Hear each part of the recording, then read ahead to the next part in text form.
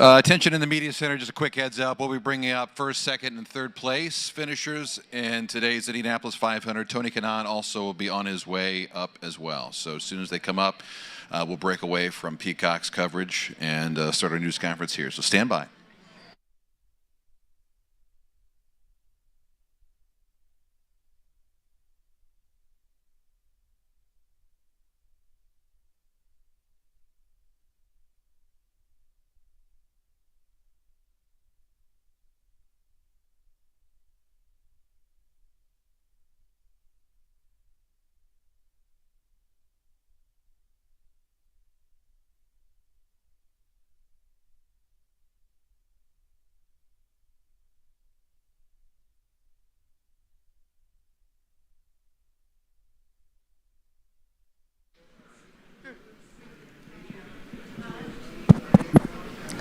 Hello? Hello? Can you hear it? Is it going through? Yeah, it's going through. I just want to make sure it was coming through.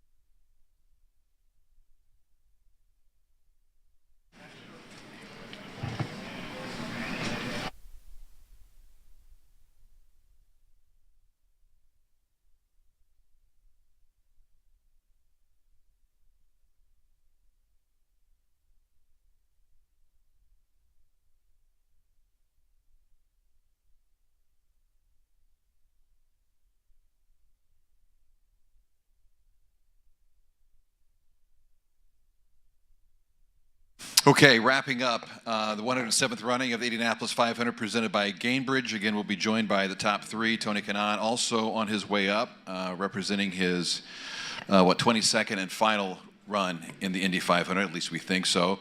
Santino Ferrucci's on his way. Joseph Newgarden is on his way, currently joined by Marcus Ericsson, driving the number 8 Husky Ice Spritz, Chip Ganassi Racing Honda, who led 30 laps today before finishing second on a crazy finish. You've had a chance maybe to kind of catch your breath a little bit. Just your thoughts about today. Yeah, first of all, congrats to Joseph and Team Penske on the win. I know how it feels, so congrats to them. I'm very happy with my performance, with our performance. I think we did an awesome race. We did, I had a great car, great strategy, pit stops, and, tough restarts and good restarts, and had a lot of fun out there. I think it was a tough way to end the race. I don't really agree with how we did that. I don't think that was a fair way to end the race, but I'm proud of our effort. We'll go ahead and open for questions. Those of you joining us on Zoom, we'll try to take your questions as well. If you don't mind, hit the virtual raise hand button on the Zoom, and we'll get to your questions here momentarily. Everybody in person, we have 2 microphones located on that side with Kieran, one here as well. Jenny, you want to start? Jennifer Fryer from Associated Press. Jennifer, hey Marcus, what is it about the end that you didn't like? I think it was not enough laps to go to do what we did. I don't think it's safe to go out of the pits on cold tires straight to a restart when half the field is still sort of trying to get out on track when we go green.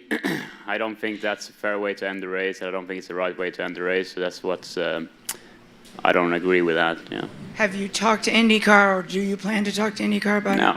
I mean, it is what it is. So you just have to deal with it. So I did everything I could. I think I did an awesome last restart. I caught Joseph by surprise and kept the lead into one, but it wasn't enough. So, yeah, it's for sure it's hard to swallow. Yeah. Thank you. Thanks. Go ahead and raise your hand, and we'll get to as many questions as we can. Kieran, over here.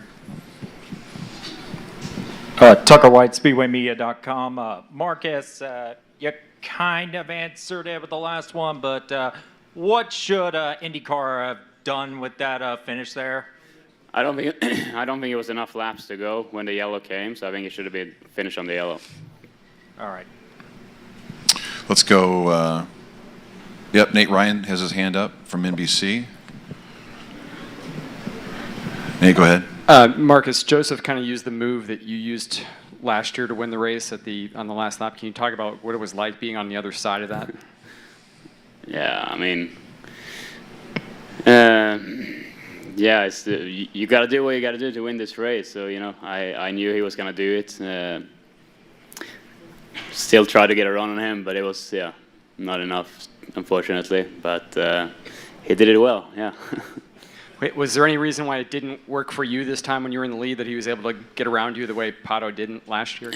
I think that the cars with the aerospec we had this week or this month was a bit harder to lead. We've seen it all month that it's really hard to lead. So I think last year was just a little bit less drag, and I think with the ambient and everything, it was probably a little bit easier to be in the lead than today. So I knew for that last restart it was going to be almost impossible to keep the lead. Like I said, I think I did a really good job there on the restart to catch him by surprise and, you know, get a jump and not get overtaken into one, because every restart it felt like P1 was going to like P5 on every restart. So I think I aced that restart, but unfortunately it wasn't enough. And then finally for me, again, you guys were like way below the white line coming off of 4, not just from a fairness perspective, but Good job, bro. is that something IndyCar maybe should address from a safety perspective, do you think? Or?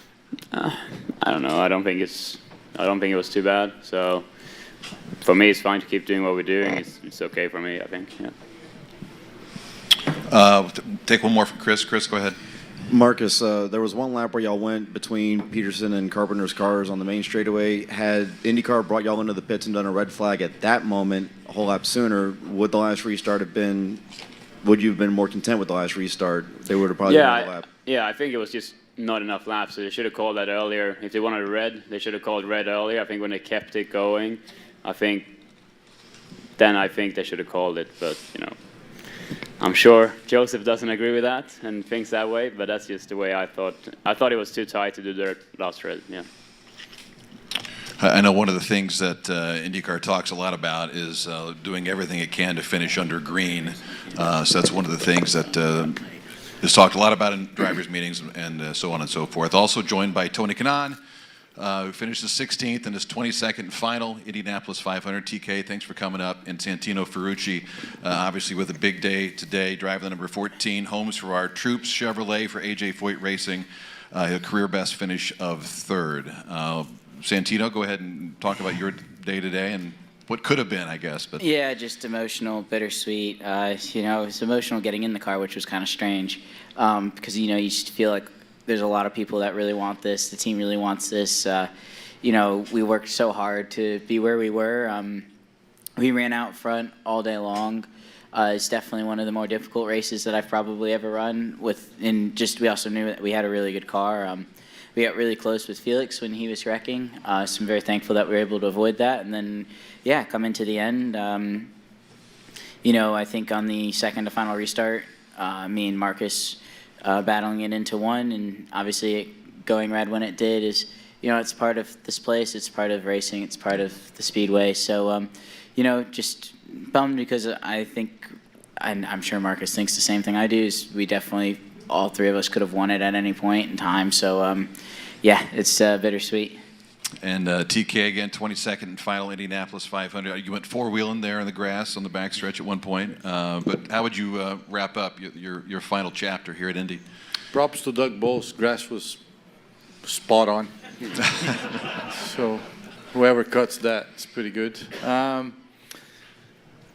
Dave, I told the guys before we started, right? It was either going to be a win or anything apart from the win, we were going to celebrate regardless. I think I would do a disgrace to the almost 400,000 people that were there that made me feel the way they did to say, I'm sad.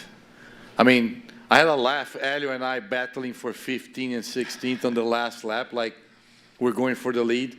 That is even something that's like, who's playing pranks with us? You know, like, and we both went side by side in the backstretch after the checker, and we saluted each other. And I told him coming up, I said, actually, I dropped a tear because of that. And he said, I did too. So it was a good day for me, man. I mean, what can I say? We cry on the grid, you and I. So, yeah, not the result that we wanted it. I went really aggressive on the downforce to start the race. It was wrong. And then I added downforce towards the end of the race, and it was wrong. So it was just one of those days. What, 3-4 decades later, you and Elio, wheel to wheel. That's what's ironic, right? We started it in '87, and the last lap of the race, we were actually battled of my last race in IndyCar, and we're battling like it was for the lead. Yeah. But I wouldn't have any different, neither did him. Questions for all three. If you don't mind, any follow-ups from Marcus before we can cut him loose. Anyone have a follow-up from Marcus? Jack Binion, go ahead, Jack. Marcus, do you think anything could have been different if you were not leading into turn one? It was almost, you know, if the roles had been switched there, would you have had a better chance of getting Joseph back into turn three, I guess? Yeah, I mean, the way it played out, I had a plan to try and keep the lead into one. So I tried to catch him by surprise on the restart by going really early, and I think I did that really, really well. But yeah, he just had too much of a toe on the back there, so I just couldn't keep him behind. And you know, it's hard to, when you get overtaken into three, it's really hard to sort of recover and get a run out of four. So I tried, and sliding too much in four, I just couldn't really get enough there on the checker. Anyone else for Marcus? Let's go microphone over to Ben. Yep, hang tight. Thanks, Kieran. Hey, Marcus. What are your feelings kind of emotionally after the race today? I feel disappointed because I think we did everything right. I think, like I said, I think when that red came so late, I thought I was a bit too late. So I thought when the yellow came out with 3 laps ago, whatever, in my world, we don't restart our race. But no, it is what it is. You know, you have to play with the cards you're given, and I think we nailed it today. We did everything right. I did everything right. So you can't do more than that. And again, you know, I think Joseph is a worthy champion, and I congratulate him on that. But I just think it's a bit tough to sort of accept how it ended. That's my feeling after. But I'm very proud of our efforts and our performance today. Thanks. Anyone else for Marcus? You've been an incredible champion of the Indianapolis 500 these last 365 days. You're now second in the NTT INDYCAR Series point standings, just 20 behind Alex Palou. So you see you in Detroit in a couple days. Sounds good. Thank you, everyone. Thank you, Marcus Ericsson. All right, questions for Tony Kanaan and/or Santino Ferrucci. Jack, go ahead. Yeah, I'm staying. Okay. Tony, just one for you quickly. You obviously have had a lot of finishes here at the 500. What did you make of the late red flag there, and what was your kind of opinion on it? IndyCar, like, you know, it's funny because obviously, like, you have guys like Santino and Marcus that are mad, and you have Joseph that's happy. But we need to think about the show. And the biggest complaint we had every year was we shouldn't finish a race under the yellow, and that's going to hurt someone. Actually, 32 guys are pissed right now, and one guy is happy. That's the reality. So, could have they called it earlier? Yes, could have, should have, would have. But you know what? We ended on the green, and that's what the fans kept asking us every time. I won under the yellow, and everybody hated it at some point. So, easy for me to say because I'm not in his shoe, but. No, I don't mind what IndyCar did. I think they did a great job. You know, I agree with you to the fans, and I said that earlier when someone asked me what I thought of the Reds. It's just, I think Marcus has a slightly, you know, opinion, which is totally cool because he's finished second. I mean, sitting there third is just tough because, as you know, I'm sure you've sat in that position before. There's literally nothing. There is nothing you can do other than watch. Right. And, like, we had such a great day. It's just, that's where the bittersweet is. I'm very happy for the boys. It's just, I mean, yeah.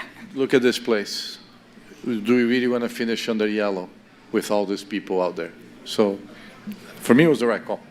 Can you give us an idea of your emotions as well? I guess you probably feel like you're finishing one chapter, maybe starting the kind of next one. How are you feeling now?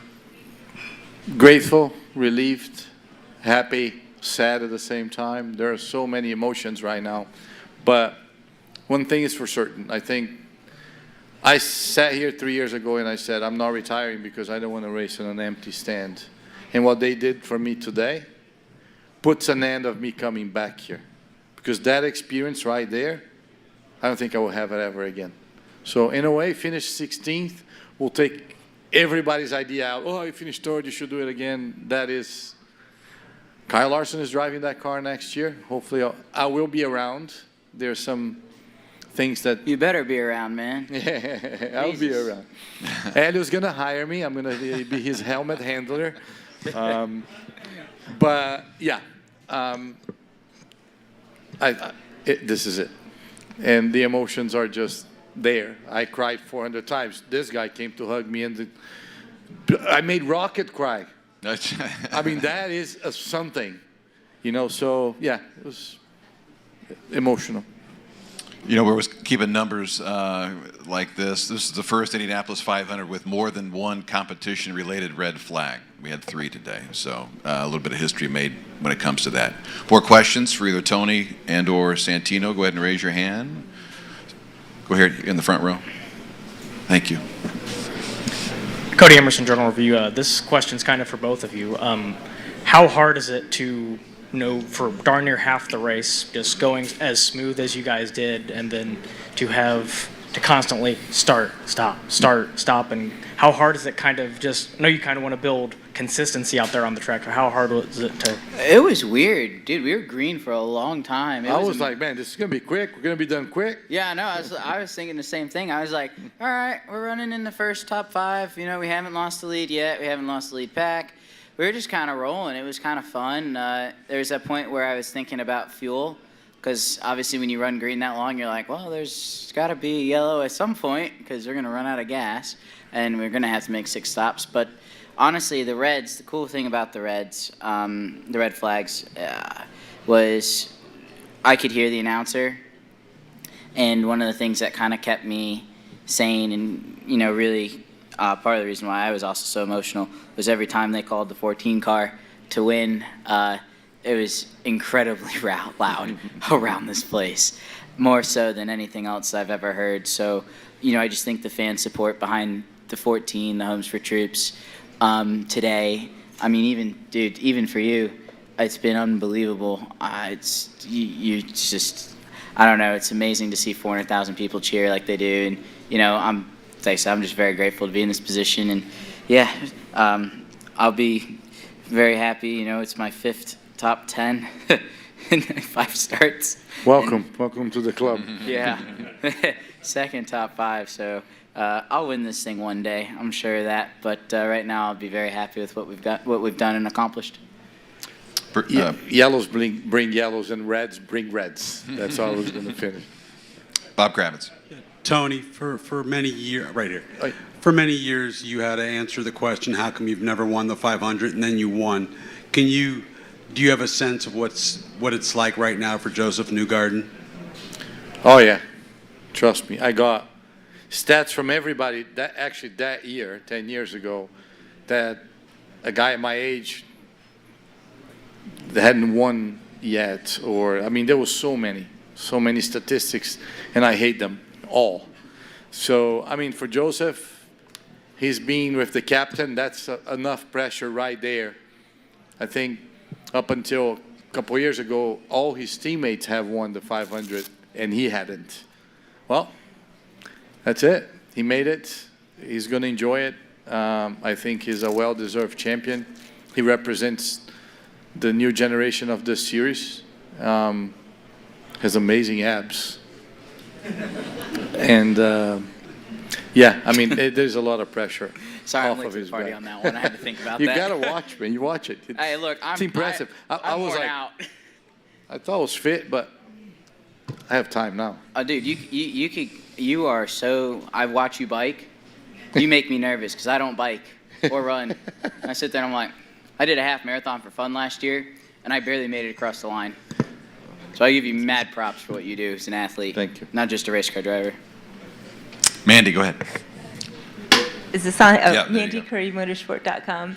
For both of you, wild race, 3 red flags. Are drivers being too risky? Are they being too aggressive? Do they need to change? It's the Indy 500. I mean, come on. We got to leave it out there. And every red flag, everybody goes, I'm going to pass everybody. So it's tough to pass. It's the toughest field, the tightest field we ever had here. It was going to happen. I mean, we knew it was going to happen. So I wouldn't want it any different. You know, we left it all out there. Everybody that was out left it out. Right? Oh, dude, I made a 3-wide pass into one twice. I definitely hung it all out there. I'm very happy with how we drove. Go ahead. Hello, Tony. Hi. En español. Sí. De la última vuelta habíamos hablado acerca de cómo te sentías de todos estos años. Ahora que tuviste otro tiempo para pensarlo, ¿cuál piensas que es tu legado que dejas para la categoría y sobre todo para los latinos que ahora van Yo pienso que para los niños es que un chico de Brasil que no tenía dinero, no tenía soporte de un patrocinador, llegó aquí sin hablar inglés y ganamos. Es todo el ejemplo que yo pienso que espero que los niños de hoy puedan usar, que es posible. El sentimiento es de misión cumplida, ¿no? Yo estoy aquí, yo pienso que los fans hicieron todo. Si lo escuchaste, es un legado muy, muy distinto, es un legado muy cerca de nosotros. A mí me gusta pasar mucho tiempo con ellos me dan todo este cariño que yo tuve hoy. Entonces es una sensación muy buena. Anyone else? One in the front row. Thank you. Dude, that pass is insane. I'm watching it right now. The grass? Hell yeah. Nice. You gotta make it exciting, right? Look, that made me excited. I've been through the grass here before. It's nice. Go ahead. Now you can join the club. Great. This one's for Santino. Santino, great run today, first of all. What were some of you talked about being emotional in the car a little bit. What were some of the emotions going through your mind? I mean, you're driving the 14 car and you're up front at Indy. What are some of those emotions that are going through your mind when you're doing that? Yeah, you know, it's kind of weird. I was normally for this race, you know, there's a bit of, you know, nervousness and, you know, you're just kind of like amped up, ready to go. I was like almost like in tears getting into the car because I think this race meant so much to so many of us today. Specifically, you know, obviously with the passing of AJ's wife and Larry's mom, with Marie and Ann's father, husband. Obviously, I have my friend back home, Chris, who's really sick, who watched everything. You know, so it's been a very emotional month, people-wise, for us. And we've been so good this entire month that you get to race day, and it's actually a relief because you know you've been up front, you know you've qualified well. And it was, honestly, I had so much fun driving the car today just because I know that I'm sure the 14 got its fair amount of TV time. I'm sure, you know, Homes for Troops, which is a fantastic cause. We had so many vets here. We had so many people from that have served and currently are serving in our pit box. Yeah, you know, we raised an exuberant amount of money for everybody, and we get to put, you know, build so many houses just based off of what we were able to accomplish this month. And yeah, no, so definitely you get emotional. And plus, I have a lot of friends and family here, so yeah, when you finish third, you know, knowing that you led into one with 3 or 4 to go, it's tough. But at the end of the day, I'm really happy with the way that things played out. This place does pick you as a winner. It's very true. But I just really want to win this race like everybody else. So we'll come back next year probably a little stronger. More questions? We'll take one here and then one from a friend in Brazil. Hi there. Tony. This is for Tony. I understand that you and Helio have been racing each other since you were 8-year-old go-karters in Belo Horizonte. I don't know if that thought ever occurred to you during this last weekend or when the two of you were racing together today. Yeah, I mean, we were battling on the last lap, the last restart. We went side by side like twice. And a lot of memories came to my mind. And I even said, you know, how ironic it is that we started it together and I get to battle him on the last lap of my last race. So it's pretty neat. It's a pretty cool story. He's a great friend. My reference, the guy that I love and hate a lot throughout my career. And, you know, like he just told me, I was coming up here, he just said, who am I going to look on the timesheet when I come into the pits now? Because we always said that. It didn't matter where I was or he was. If I was 22nd and he was 23rd, my day was okay. So, and vice versa. So, yeah, it was pretty cool. Let's go Bruce Martin and then Mateus on Zoom. Stand by. We'll take one question from you. Go ahead, Bruce. Tony, I know you have a very busy racing schedule with the stock car deal in Brazil and also the SRX series, but would you like to have a role in the future in a non-driving capacity with an IndyCar series team or with IndyCar in general? Yeah, I mean, I think you guys saw me at every race this year already with Aero McLaren. That is something that we're talking. There is a plan. I kind of talked to Zach and Gavin, and we said, let's go through this first. I'm going to be in Detroit next week, so I'm not going to a beach to drink margarita, and you're never going to see me again. So, yeah, the desire is there. I think there is a place in the team, so hopefully we'll talk, and you guys won't get rid of me. You sure no beach? No margarita? No, I At have all? 4 kids. None? I don't have time for that. There's babysitters. No, there is not. Mateus Vieira from Paddock News Brazil. Go ahead with Tony Kanaan. Thanks, Dave. Can you guys hear me? Yes, we can. Ok. Tony, puxa, não sei por onde começar. Estou bastante emocionado com essa semana, desde que a gente conversou, e eu tenho que te agradecer primeiramente por tudo que você fez. Há muito tempo atrás eu só era uma criança que estava assistindo uma corrida por alguma casa e você foi lá e ganhou, e hoje eu estou te entrevistando na sua última Indy 500, então significa muito para mim.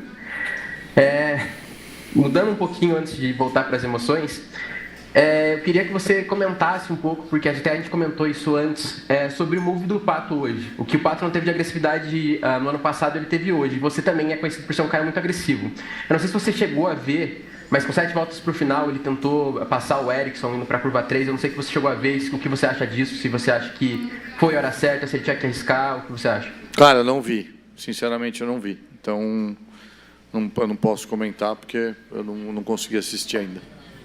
Beleza. E agora, o que eu queria saber é que na quinta-feira, na coletiva de imprensa, a gente comentou sobre como a vitória hoje seria um final perfeito, mas muita gente não sabe como essa pista escreve várias histórias perfeitas mesmo sem ser com a vitória.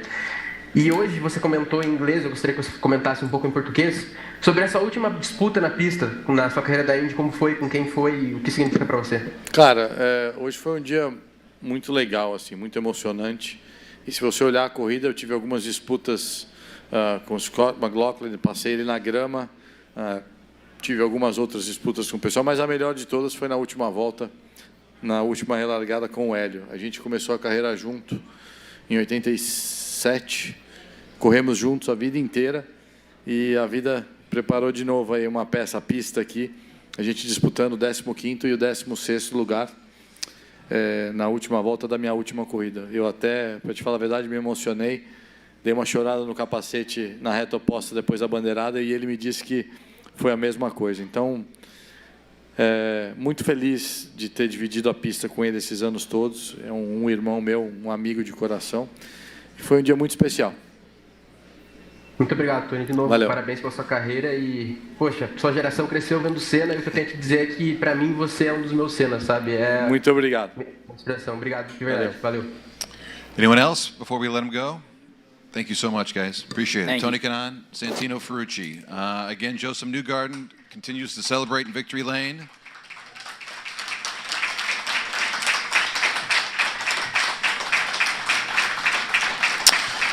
Joseph Newgarden continues to celebrate in victory lane. Joseph will come up. Also, in about 3 or 4 minutes, Tim Cindric and Roger Penske will be here. It's a matter of moments or so, so stand by for that. Any chance we can get someone from race control to come up here and explain that finish or the decision behind the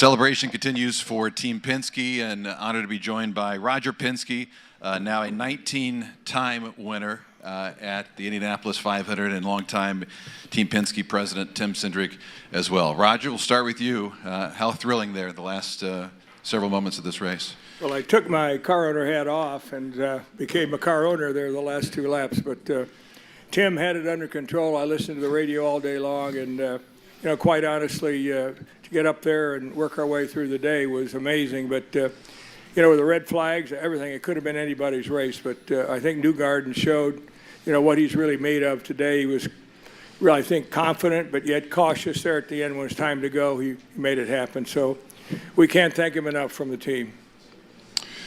Tim, your thoughts? It's amazing, anytime you win this race. Obviously, he's done it twice as many times or more than I have been part of. But from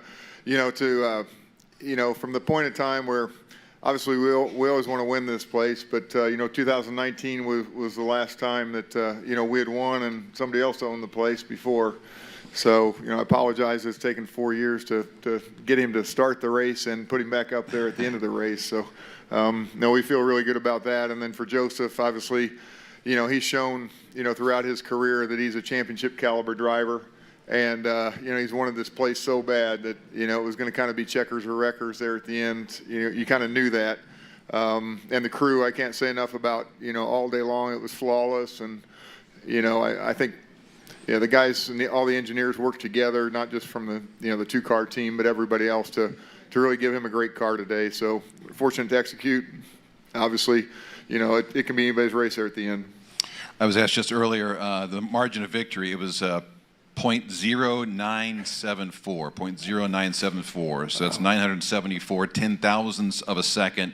That's the fourth closest finish in Indianapolis 500 history.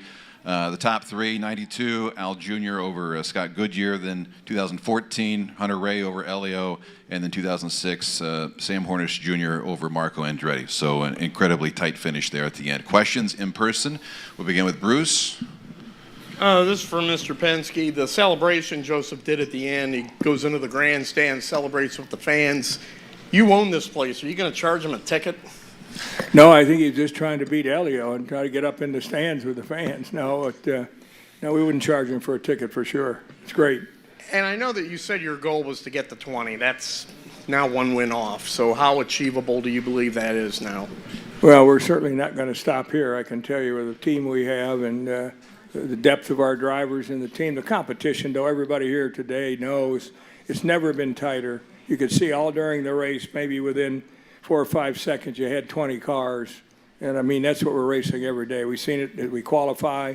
I think 16 inches was the difference in 1-2 in qualifying. So, we're going to be back next year. I think Newgarden, this is one that he wanted to check off for years. He didn't understand why he hadn't won the race. But he earned it today. He won the race today, which is to certainly his credit. And for Tim, the tail of the dragon worked for Marcus last year. Do you think this year it was a case that Joseph beat him at his own game? Well, I know that Joseph, he knew in his mind what he had to do if he got the opportunity. We just needed to try and get him up in the right position, and between what he was able to do on the racetrack and what we were able to do in the pits today, we kind of methodically got there. And I think I told him at some point during the race that we were kind of ahead of schedule, because there was a point there where certainly didn't want to lead, and it's hard to tell yourself that you start 17th and you don't want to lead, but that's the way it played out. And for us, we've been trying to get Shell a win here for a long time, in that Shell car, and to have the contingent and the support that we have from that group, and to have all their top executives here, and for what they've done with the renewable fuel and that type of thing for IndyCar and the series, and really set the stage. It was awesome to bring them home, with something that's got the biggest trophy in the world on it. More questions for either one? Ben, go ahead, and then we'll go Nate Ryan. Thanks, Kieran.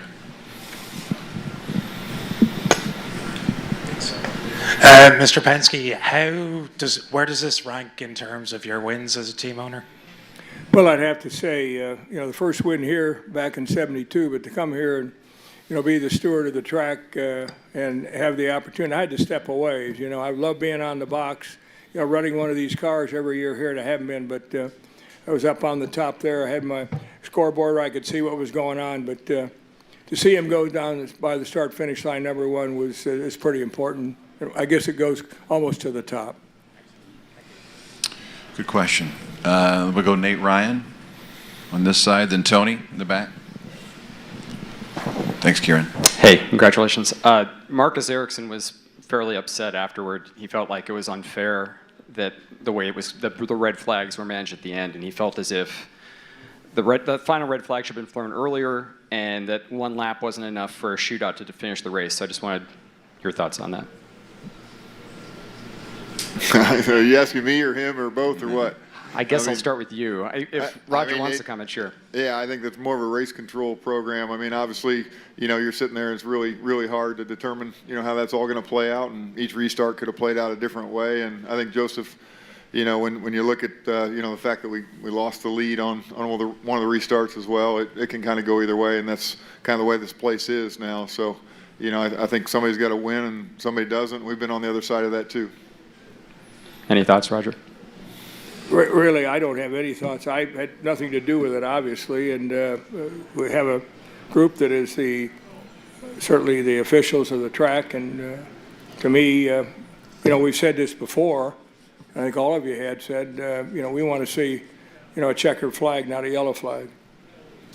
And a question for you as a track owner. I don't know if you had a chance to assess this during the race, but there was a tire that went over the fence in turn 2.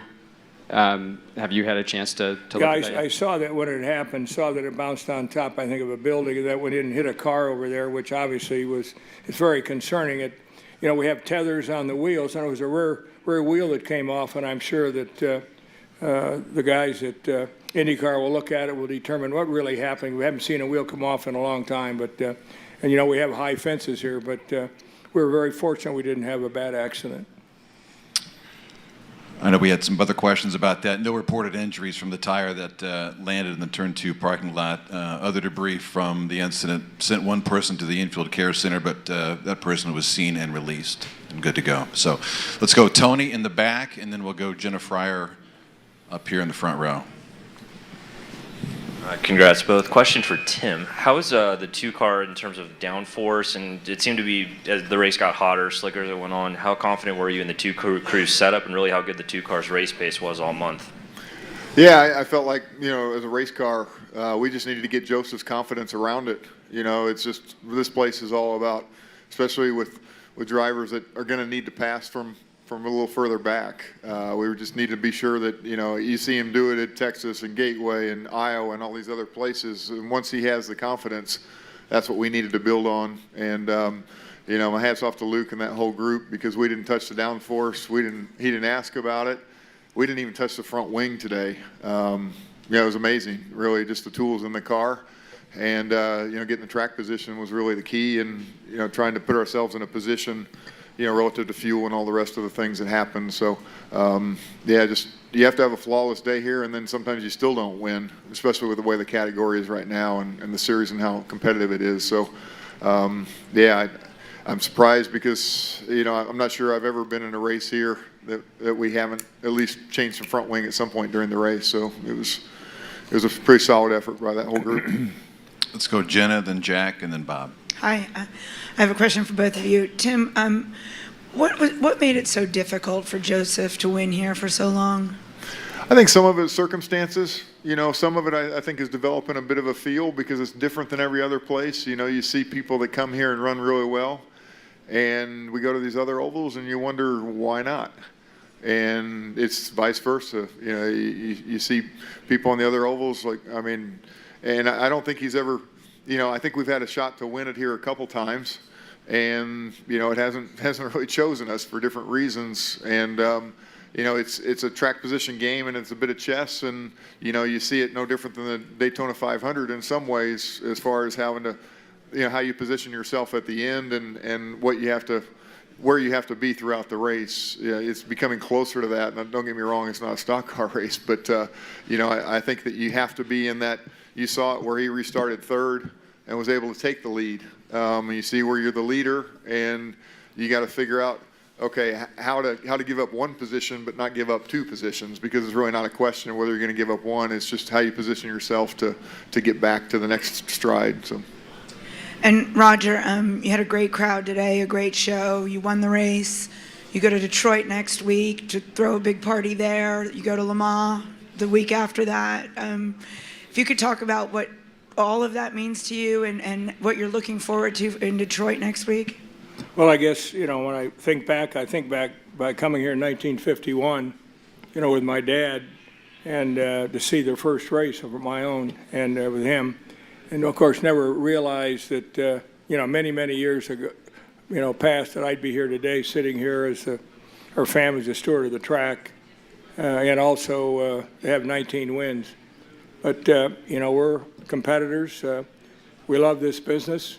We're committed to this track, to this series, to make it better. And when I see the people today and the demographics and the kids and 70,000 people here, on Carburation Day, and we had the biggest crowd we had probably since 2016. You saw it yourself, and amazing. But if we go on to Detroit, we're excited because we're trying to make this series not just Indianapolis, but it's all around the country.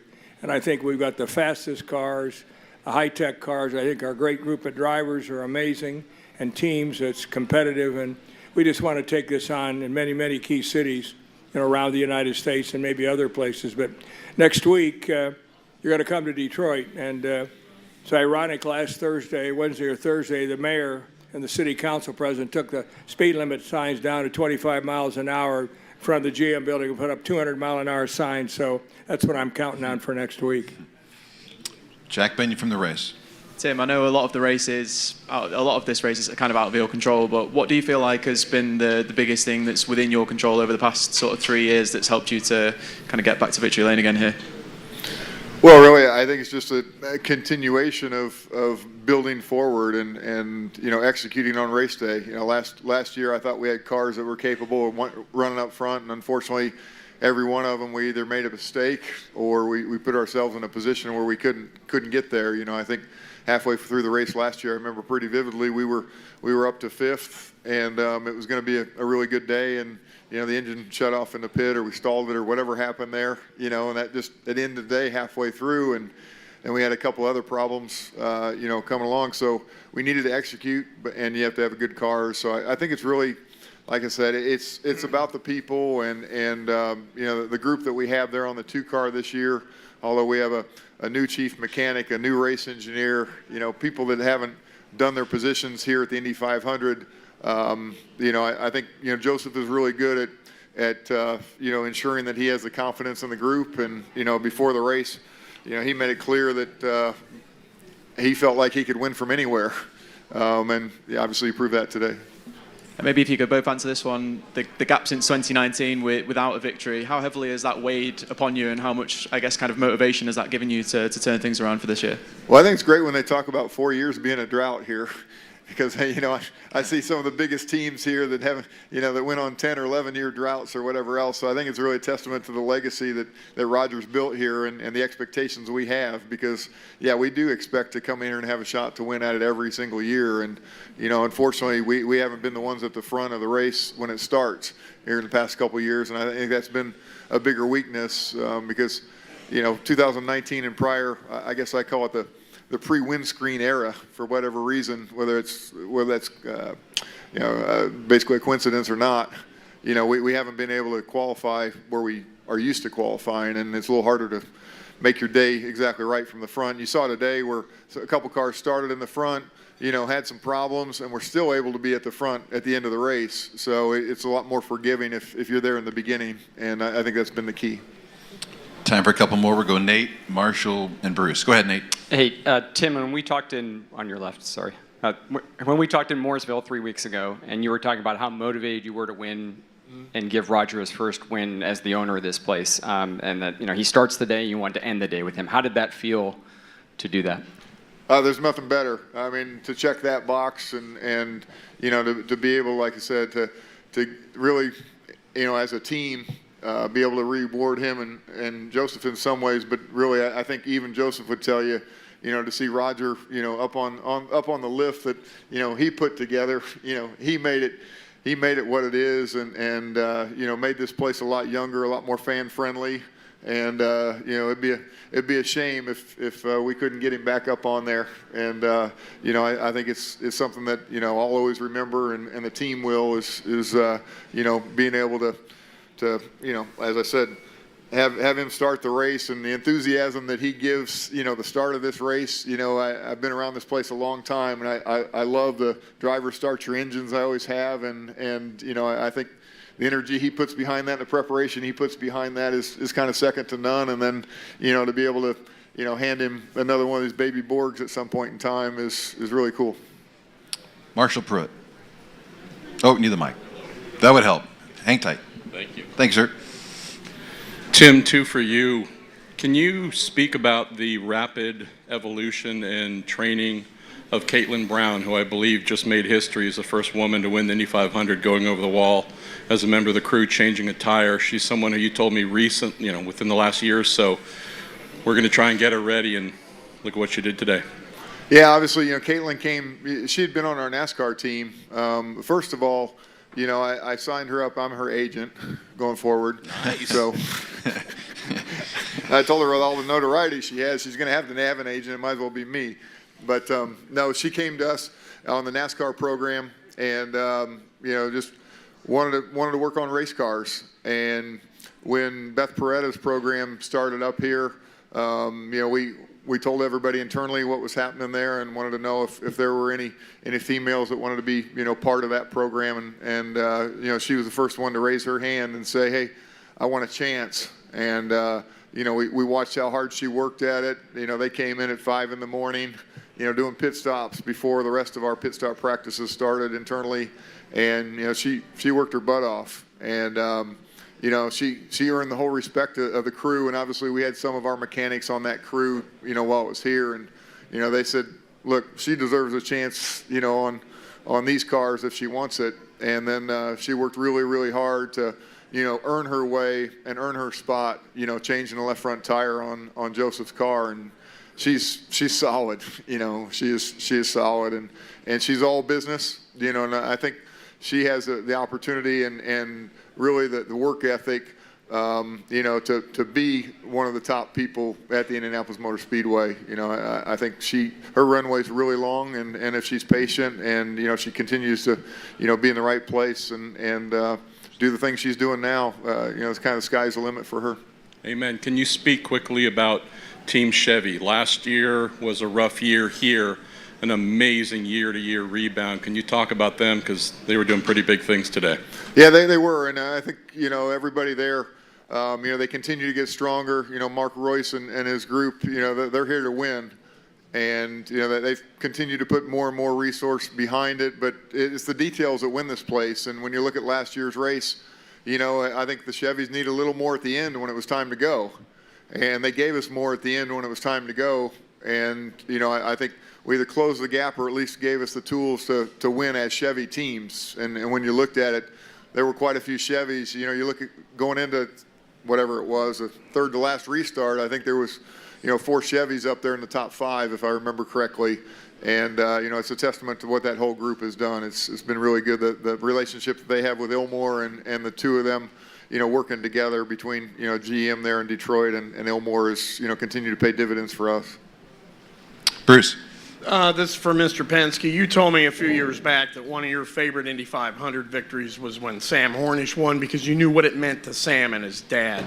Knowing what this means to Joseph and his father, do you see a lot of similarities in those 2 Indy wins? Well, I think it's, for the family, really. When Sam won that race in '06, it was the same kind of a race, coming from the back and executing at the end. And his mom was in the car with us. I mean, she was in his young son, Coda. It was a family affair, really. You can't really, unless it's yourself. We see it in our gut, I guess, when you think about what's happening. But to see what it does, Joseph is a proud guy. He's been a great simulation with the team, brought McLaughlin on, worked well with certainly with Will, and I think he's 100% for the team. And I think his parents have really focused on his future when we first met him. when he first came to work with us. But one thing Tim didn't say, we really worked on our cars for the race. As he said, we were disappointed in qualifying, but I think you could see that when it was time to go, we were there. And I think, Tim, it's a credit to you and to Ilmore and the guys that the little things make a difference. It's so tight. So I just wanted to say, I didn't get a chance to tell you, but, under your leadership, and as you know, Tim, we got the award for the other night, obviously the Hall of Fame, and I guess he is a Hall of Fame guy now, isn't he, for sure? Hey, any club you're in is a good club to be in, I promise you. It's a heck of a weekend, Tim, when you think about it, so, right? We'll take any of it. We'll take one more question, Chris. Just a vanity one here. How long will it take to replace Mr. Penske parking permit downstairs? It's at 18 now. It's obviously 19 wins now. I hope it's already done. I think that group was on that when the flag flew, but it's good to start looking at 19s around here, and glad we could be part of it. Joseph Newgarden should be on his way up momentarily. Congratulations to both of you. Thank you very much. Tony, do you have something? Thank you, everyone. It's already changed? Nathan Brown already tweeted it out. There's a sign, you have a new parking spot labeled 19, Roger. Hey. So there you go. Get me in the game. We're on it. Good. If it's dry, would you go tomorrow? Is it wet? We've got the jet dryers out now. I'll be there tomorrow. Yeah, if it runs tomorrow, we'll be there. Thanks, Tim. Thanks, guys. Congratulations, man. Thank you. Appreciate it. Thank you. Thanks, everybody.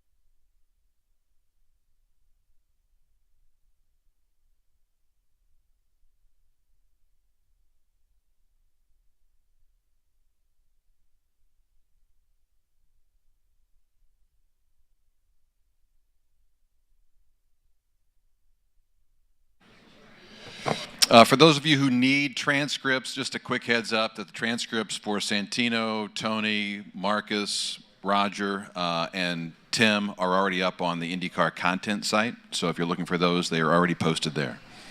Still waiting for Joseph Newgarden, who should be on his way, just a matter of moments.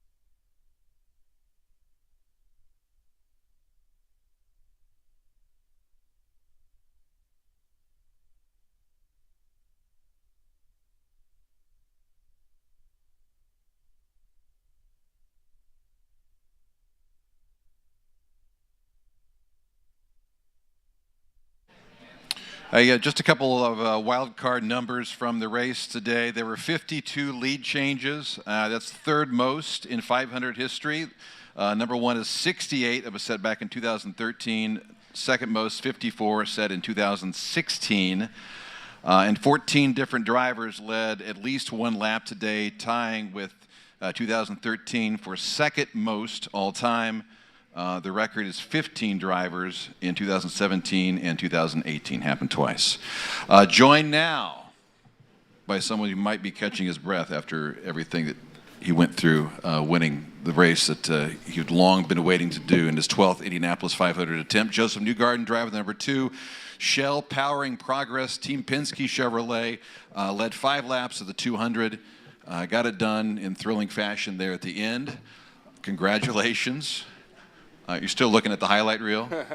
I haven't seen it. You visiting the stands, which no one saw coming. So, congratulations. Thank you. You'll have to bear with me. I feel take it in if you want. I feel emotionally depleted. You know, I really do. You know, obviously, I've never had the honor of winning this race. I was in awe of sitting next to my boss, Roger Penske, and realizing this is his 19th. So it was very special. You know, just to win this race is almost it's undescribable. I think, you know, being at this event is undescribable. Someone has to come and see it and be a part of it to really understand what it is all about. And I've always wanted the honor to win this race because I wanted to go in the crowd if it was ever possible, because I know what the energy is like here in Indianapolis. And so to me, it was an unbelievable finish to be able to be here with the team and do that. And I'm a little out of words, so I apologize that I'm running out of steam here, but it's been a lot. Joseph, again, obviously delivered. I'm just reading through some numbers here. I'm going to throw it out there. Obviously, the 19th for Team Penske, first American to win since Alexander Rossi back in 2016, and of course, here's one for you: the first Tennessee native to win the Indianapolis 500. Oh, so cool. You got that going for you. Open up for questions for 2023 winner of the Indianapolis 500, Joseph Newgarden. We'll start with Bruce Martin from NBC. Joseph, when you were growing up, all those years that you and your dad drove up from Nashville to go to Newcastle to race go-karts, you had to either go through Indianapolis or around it. When you reflect back on what you did today, how much of that do you think of your father and the effort and sacrifice that he made when you were a kid to help you become a professional race driver? Oh, it's undeniable. Look, I wouldn't be standing here without my dad and my mom. It's an impossible career to make happen without support, and they are my number one supporters. You know, I think about the time that we drove up here, you know, starting when I was 13, and I mean, it's just weekend after weekend, you know, learning about racing together, and him, my dad really put pretty much everything on the line, like probably irresponsibly to allow me to have a career in racing. So it's very fitting, I think, for him to be here today and to see it, and you know, to do this in Indiana. It's like a second home to me. So very, very special. And second question, we saw Marcus use the tail of the dragon to his benefit to win last year. Do you feel that this year you beat him at his own game? Well, look, it's impossible to not use that because of, you know, the ease it is to follow one car. It got even tougher this year. I mean, I think, you know, sitting in first place was even more difficult than what we've seen in years past, even just last year. And, you know, when I was able to get by him on the back straight, I was actually really surprised how much momentum he still had in 3 and 4. He was like super close and had a good run coming off 4. And with that, I thought I've got to be as aggressive as possible to not let him by, because today we had an opportunity to win the race, and you know, I wasn't looking to take anyone else out of the race, but I was going to put my car on the line to win, and I was either going to win the race or I'd end up in the wall. I wasn't here to finish second, third, or fourth today. I was here to win, and so I just did everything I could at the end there. Nathan. Joseph, you talked after the race about always wanting to go in the stands and celebrate with the fans after you won this race, if you ever got there. Had you scouted out where you wanted to try and get to the fans? Because I know that there's a lot of fencing up here and it's not super duper easy to do. Yeah, I knew exactly where the gap was. I'd been over there many, many years. I've seen that, you know, that photo hole spot, and really it's just like an access point that you can crawl under. It looks like it's closed, but there's there's a way to get through. So I knew exactly where I was going at the end of this race. I planned to go higher in the stands, but it quickly got a little out of control. And I thought maybe the best thing is for me to leave again. I hugged a couple people. I felt the energy, and I'm like, I need to get out of here. But it was really cool. You know, you just can't beat the Hoosier hospitality, the energy that people bring here. It is second to none when it comes to a sporting event. And I've always known that, you know, having the privilege of being here many, many years and seeing it. And I just wanted to be a part of it. It was always something that would be a dream come true to be able to do that. You've obviously been waiting 12 years to finally capture this win. Roger has been waiting 3.5 years since he bought the Speedway to try to win this race as a track owner and a team owner. Do you have a sense of just kind of what this means for this whole organization that's been waiting for another one of these? Well, I think it's gratifying for the entire team. There should be a tremendous amount of pride across the entire Team Penske group because, you know, we've had a tough go here the last 3-4 years, and we've had a lot of questions to answer every day. You know, after every qualifying weekend, we've got to come and put a brave face on and say that, you know, we didn't fully get there. And I knew this year, similar to last year, but even better this year, that we had a good race car and a car that could win the race. And I wasn't worried about where we qualified. Of course, we wanted to be on the front row and you know, if possible, qualifying the pole. But it's very gratifying for all the work that's been put in. You know, I know firsthand how much effort has been poured into the last 2-3 years to figure out how we win this race again. You know, and for our standard, you know, we don't show up here to be average. And there's nothing given. You know, Indy doesn't owe anybody anything. It doesn't matter how many 500s you have. It doesn't matter what team you are. It doesn't matter how much money you have. It just is not an easy place to succeed at. And so I don't think we came with an ego and, you know, to work through the difficulty the last 3-4 years. This victory is a win for all of us on our team, and it's very gratifying for every member that's put the time in. We'll go Jack and then Nate. Go ahead, Jack. Joseph, I wanted to ask you about we know how much like pressure you put on yourself and the weight of expectation that you've had, you know, on yourself for so long to try and win this race, and just wondered how difficult it's been to kind of fight that off year by year and what it feels like to have that kind of release from your shoulders now. I'll be honest, it's annoying. I mean, it's been terrible. It is mentally draining to be here for 3 weeks and just to know that you really only have, you know, one opportunity, and it comes down to today, and that's the day you've got to be perfect and great, and everything's got to work out. And so you spend all this time and effort, and it's really just a mental grind to work through that. You know, the more you've been here and the more it's not worked out, the more that grind really, you know, starts to gnaw at you. You know, I don't necessarily subscribe to the fact that if you don't win the 500, your career is a failure. But I think a lot of people, you know, really view this race and this championship with that lens, that the 500 stands alone, and that if you're not able to capture one, then the career really is a failure in a lot of ways. So it's impossible to not recognize that or to absorb that from people when you're here. And I just didn't know if circumstance would ever work out where it would really, you know, come to be where we could win the race. And I just said, you know, especially after 19, where I did have an opportunity to win the race and we fell short. I said, if I'm ever in a position again to win this race, I'm not coming back with a top 5 result. I just don't care. I don't care what happens. You come here to win the race, and we're going to do that. Say you come here to win the race and the rest of it kind of goes out the window, but you spend the rest of the year so focused on winning a championship for Team Penske and doing, you know, the absolute best to stay consistent through a whole season. So what's that like to come into May and to have that total change of like an opposite mindset almost to come in here and treat it completely differently to the rest of the year? In a lot of ways, it was nice to just be. Look, I just went out there and drove today. You know, I knew I had a pretty good car. I was pretty happy with Fast Friday. You know, Luke Mason did an amazing job. We basically just went back to our test car from the April test, where our car was so good, and we had never run that car again in May, and we were both looking at each other laughing, like, what are we doing? Like, we left that test and said, if we have this car, we're winning the 500. That's what I said, and we never ran the car until Fast Friday. Until Carb Day. And so we ran that car, and I said, okay, you did a good job. We're going to be just fine here. And I didn't study a lot. You know, I typically like pore over every detail. I don't leave a lot of stones unturned. But I was just pretty relaxed. I was like, you know what? I'm not going to overthink this. I'm not going to overdo it. I've been here before. I think I know how you need to win this race.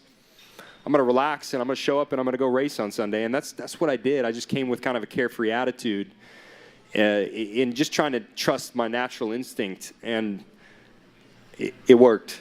So I was pretty happy, you know. And it's so much more than that. Obviously, I'm kind of simplifying my own personal, you know, my internal messaging. But there's a lot more than that. You know, the amount of I'll come back to the team side that the amount of effort and the timeline to get to this point really makes everything happen. But just from a personal stance, I think that was the right approach for me this year. Nate Ryan? Joseph, Marcus was unhappy with the call by IndyCar, the way the race finished. He felt like there weren't enough laps left, leaving the pits essentially when they were throwing the green. Did it surprise you that they made the third red flag call, and what did you think about that whole process? Well, I'm happy they did it to give a good finish. You know, obviously, if I was in Marcus's situation, I would have said, yeah, just end it. You know, that's great. I got to the line, and they're not going to go to I've also been in a lot of races where you get ahead of somebody like that, and the yellow just comes out, and you're going back to the timing line of turn 4. And I'm like, what are you talking about? We've been sitting here for about 5 seconds where I'm in front of this person. So there's so many different ways that this could have played out, and you could have said, this is fair or that's fair. I've seen it all. And at this point, I'm just really thankful they did it the way they did. I'm glad I had the car. I don't really care. I've seen a lot of situations where it didn't go our way. Today went our way, and I'll take it. I'll take it all day. And just following up what Bruce was asking, like using Marcus's move to beat him when he used that move essentially to beat Pato last year. I mean, you guys were way below the white line, it seemed like, coming off 4. I mean, can you describe that? Yeah, I was about driving through pit lane. You know, it was legal, is all I'm going to say. They were very clear that they are not enforcing that line. And they didn't enforce it last year. They said they're not enforcing it again. And I'm coming to the checkered flag. I'm going to do everything I can to win this race. And I had to be as aggressive as possible because the tow effect to just the first car was even more difficult than last year. You know, you were just a sitting duck if you're in the lead. I honestly, I don't love that. I think the cars should be more difficult to drive here. You know, it's a very terribly difficult balance for the series to walk because you want to have a good show. You want everybody to be, as close together as possible, and you want it to be difficult for someone to win this race. And I agree with that, but I think it's not difficult in the right way. We've got to find a different formula where we can trim the cars out and they're easier to follow in the pack. Basically, all this downforce that we've added has only made it easier and easier for the first 2 cars. And so when you're the third car, you're still just stuck in that tow line where no one's really going anywhere. We're all closer, but it's only the first 2 that can really do something. And so we've got to change that formula where it's easier to follow in the pack, but you can also be rewarded if you're better at driving the car with less downforce. I want to see the drivers that really excel get a better advantage because that's why they pay us to be in the seat. It's why they pay the engineers to find the perfect setups that we can make an advantage and get away with it. Not so that we can win by 2 laps, but that I just think the dynamic of the race could look the complexion could look differently. If they do that, then it just sort of takes care of itself. The discussion, the debate about the way these races are ending, that'll take care of itself. For sure. I think just because we've added downforce year after year, you sort of noticed it at first with probably Pagano was, I think, the first time we really saw that, 2019. And we've just added more and more downforce, and it's become more important to try and break the toe. I mean, what are you going to do? Just sit there and if you sit in a straight line, you're just going to get passed super easily. And, so I don't hold any grudge against anyone that's doing it in front of me, as long as it's not a true block, which it's not if you're not reacting to the person, if they're following you, that's not a block. So it's just a style of racing that has become imperative because of the style of racing. In honor of the 2-car winning, we might have 2 questions from Wolfgang. Go ahead. What's that? Only one. Only one question? Then sit back down. No, go ahead. Joseph, first of all, congratulations. If I remember correctly, when you made the move from Indy Lights to IndyCar, you drove for Zara Fisher's team. Any reaction so far from her? Yes, I saw Sarah's daughter Zoe in Victory Circle. Actually, fun note, Zoe texted me this month and said, I just have a feeling that this is your year. And she's never said that before. And she was very adamant. She said, I don't know why, but it's just, this is your year. I've heard that from a lot of people, okay, many times. So it's hard to react to any of that stuff. But she made a good call this year. Maybe she's my good luck charm. Mandy? Hey, Joseph, congrats. IndyCar champion and Indy 500 winner. Does one feel more rewarding than the other? I think this feels more relieving. There's no doubt that this was a bigger weight. I think I'm still in the camp that the championship is tougher. In a lot of ways it is, because there's so much more that goes into it. This is the single most difficult race in the world to win. I'll stand by that. There's no doubt. If you're looking at a single event, you cannot beat the difficulty of the Indy 500. But I don't know how you compare the two. You're looking at one standalone versus a championship. And putting a championship together, I think, is very, very difficult. You really see the best rise to the top. You see the best team, the best pit stop performance. They consistently, it adds up over a year. And it's very difficult to do that. So they felt very different. I just don't know that I classify them as different things. And I think internally I feel differently about them. Do you feel like a more complete driver now that you've won both? I mean, I don't. I'm going to be honest. I don't feel different. The only thing I feel is the weight, of what everyone else wants to put on you because they think the Indy 500 has to be won. I mean, I think about all the drivers that probably should have won this race that never won it. And it doesn't make a difference whether they won it or not. Their career is still fantastic. It's more just a shame that it didn't work out for them. And that's really how I feel about the event. I'm not here to take anything away from it, but I don't like looping it into the category that you have to have it to be complete. I don't feel differently as a driver because today happened. I just feel less weight. And we have a lot of hands raised. We'll get to as many as we can. Chris, and we'll ping pong back and forth. Go ahead, Chris. Two questions. First of all, in 2016, when you finished third, your post-race interview, despair, frustration, and all that. Today with the elation, could you elaborate a little bit on how one place can invoke such a wide range of emotion in one person over the course of their chosen career? Absolutely. There's no denying that Indianapolis, this is the most difficult motor race in the world to win. It's the pressure that builds this entire month. You have so much time to potentially get it right, and it comes down to really one day to be perfect. You can have a good qualifying, you can have a good fast Friday, you can have a good carb day. If you're not good on race day, it's all for nothing. And so that's what makes Indy so terribly pressure-filled, but terribly difficult too.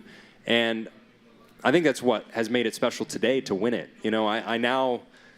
I just feel overjoyed for the amount of work that we put in this month. And on the flip side, when you don't win it, that's what makes it so demoralizing. You pack up, you say, we lived here for 3 weeks, and we put everything we had into this, and it didn't work out. And it just breaks your heart. It breaks your heart. It's broken my heart every year. And so I just feel amazing now that it didn't break my heart this year. And my last one, you mentioned earlier about the sacrifices that your parents made to get you here, possibly irresponsibly.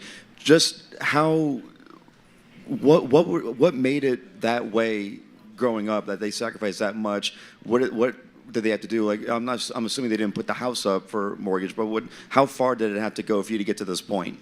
I mean, I won't go into the details, but my parents, they gave everything for my career. I can tell you that, and more. So it's not from a lack of effort and belief. I think my dad has really just been wired that way, that anything is possible, and he's always given me that belief. I'm a pretty pragmatic person. I'm very realistic, but I also have an internal belief that anything is possible because of him. He's instilled that in me, and look where it's gotten us. Up here in the front row, go ahead. Yeah, Joseph. In terms of the milk celebration, had you practiced it in the mirror before? How did you feel it went today?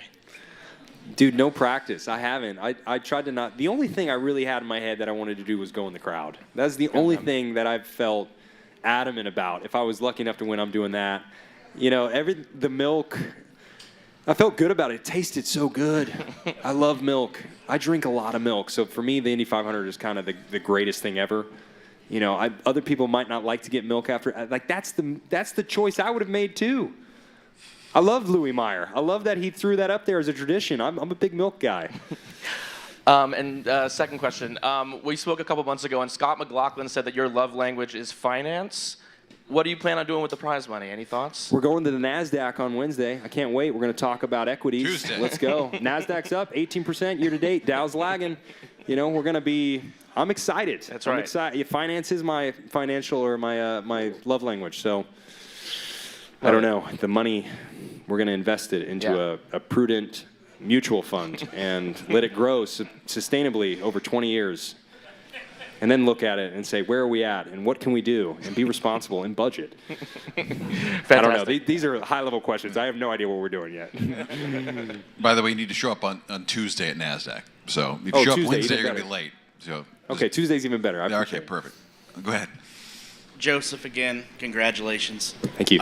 You've made it a point that you've wanted to win this, and now you have. How does it feel? Is this what your dream is? Is this what it feels like? It's amazing. You know, I just really wanted to emphasize that, you know, to me, there's no bad seat in this house. I've been a fan here. That's kind of where I started. And, you know, everybody should take a lot of pride in being at this race, whether you're, you know, someone sitting in turn 1 or turn 4, or you're working on the car, or you're a partner, or you're a friend, or you're the driver. All the seats matter, and they're all special. And I genuinely mean that. We all make the energy that this event is. So I just feel incredibly lucky to have been, you know, able to be here for 12 years and drive this race and try and win it. And to win it with such great partners like Shell, and especially the messaging they've had this year. It's been, you know, it was really fitting to drive this car, this Shell car this year with that livery and you know, the powering progress message that they have. And we're all running Shell fuel this year. It's all, you know, sustainable fuel. It's a very big deal for this series. And so, yeah, I'm just elated. I don't know how to put it more into words how special it is, you know, to have an opportunity as a driver here. Time for a couple more. Bruce, go ahead. Tim Cindric talked about the importance of getting an Indy 500 victory with Roger Penske as the track owner. How important was that to you? Yeah, I don't think it, you know, honestly, it doesn't matter the circumstances at Indy. Indy is just special. But there is, of course, another layer to that with RP now owning the track. I mean, to see Roger and the family and the amount of work that he's put into this place has been, you know, impressive to witness. Very, very impressive. And I think you really noticed that with everyone that was here, that they appreciate the event and they appreciate how much he loves the tradition of the Indy 500. This team was built off the Indianapolis 500. Roger came here, and this is what brought him into the world of racing and has built this whole Penske Corporation. So I think it's so fitting that he is the custodian of this track and elevating it to a new place. And, you know, to win for the first time that now he owns it is definitely more emotional, very, very special. And when he won in 2019, his 18th victory, he said his goal was to get to 20. Now that can happen next year. How important would that be for either one of the three drivers? Well, that's what I said. I put my hand on his shoulder in victory lane. I said, now we got to get 20. And he was the first to go, absolutely. He didn't even like take a breath. He was ahead of me in the thought process, as you know. So, yeah, he's eyes forward. It will be important. We need to come back. There's still areas we can be better, and so we'll go and analyze after this weekend and see where we can improve. But we'll come back ready to fight and get number 20 for him. Go ahead, and then we'll go Timmy May. Joseph, you said that you're a man of process, but can you tell us about that time when you are doing the pass for the lead? Well, it was a good position to be in. You know, I think second or third was a good start or a good position to be in on the restart, particularly with only one lap to go. That's where you want to be. And for me, it was get the lead at all costs. You know, whether that's turn 1 or turn 3. I wasn't premeditating that turn 3 had to be the spot. You know, if I had a little better jump, I probably would have passed Marcus in turn 1. You know, and maybe that wouldn't have been right, but I think you have to go at the first opportunity. because of the potential for the yellows. I mean, we had a yellow come out for that second red flag, and we didn't even get to the start-finish line. So you just don't know what's going to happen, and I think it's the mentality of getting the lead at all costs is where you have to be. And if it doesn't work out, if a yellow does come out when you're not in the lead or something goes wrong, then that's okay. But I think that's the right approach to try and win the race. What's the best drink of milk that you ever have? 100%. The best. Tim May. Yeah, Joseph, it seems like Ricky Bobby was right based on what you said earlier, that you're either first or you're last, or at least here. That is it, right? It's a funny quote, but it is true in Indianapolis. You're either walking away the winner with your team, or you're walking away as someone that didn't win the race. That's not true for everywhere that we go, but Indy, the only thing that matters is winning the race. And so that's why, for me, it was extra special to have that mentality today. You're familiar, I think, with the term red mist. Maybe you're not, but boy, there was carnage out there the last part of this race. I mean, 3 red flags, unprecedented. What comes over drivers? Can you explain it with the Indy 500 on the line, et cetera, that you are willing to throw it all out there, so to speak? Well, I think you saw, exactly what it means. Everyone probably carried the same attitude that, winning the race is the only thing that matters here. And so you saw everybody going for it. Everyone was, doing everything they could to win the race or to position themselves to win the race. And, you can't fault people for that. That's what this place brings out of everybody. That's why we spend so much time here, to just give ourselves a chance to potentially win it. So, yeah, it just gets more elevated at this event, probably more than anywhere else because of that reason. And one other quick, I asked you on Thursday, does this place owe you anything? And just like I asked Tony Kanaan one time, he said, absolutely not. You got to go out there and earn this race. And then things have to kind of break your way too, right? Was that the lesson further learned today? Yeah, I mean, I was a believer of that many years ago. I never expected anything from this track. I don't believe that it owes anybody anything. I wholeheartedly believe that. I think you can't have any ego when you show up here. I'll say that about our team. It doesn't matter who we are. It doesn't matter how much money we have. It doesn't matter how many times you've won the race. This place doesn't owe you anything. You have to go and earn it. And I think that's why you have to carry the attitude that you either come here to take the win or, you're not going to win the race. Things can happen, obviously. Maybe it falls in your lap. But I think more times than not, you have to go out and earn the win. Go ahead. So when we're talking about the 500 versus the championship and what's harder, and now that you're a final winner of the 500, are you upset about the removal of the double points? We already said, you know what, now that they took the double points away, we'll win the race. We just knew it. But I'm very happy it's not double points. I'm very, very happy. It would have been lovely today, but that's okay. I was not a fan of them ever. I think that also took away from what the 500 is. You shouldn't ever be here racing for points. It's the Indy 500. You're running for the win. That's, you don't leave 5th here and go, we had a good day. We finished 5th. We got good points. That's not how it works. You got to put everything. I'm not saying you got to be reckless and wreck people, but you have to give everything to win this race. And so, yeah, probably bittersweet about the points, but I'm happy the way it is. I think it was the right call to go back to single points. We'll take a couple more. And Tim Harani, I see you on Zoom too, so stand by, Tim. TuckerWhiteSpeedwayMedia.com. From one volunteer to another, congrats. Thank you, brother. Thank you.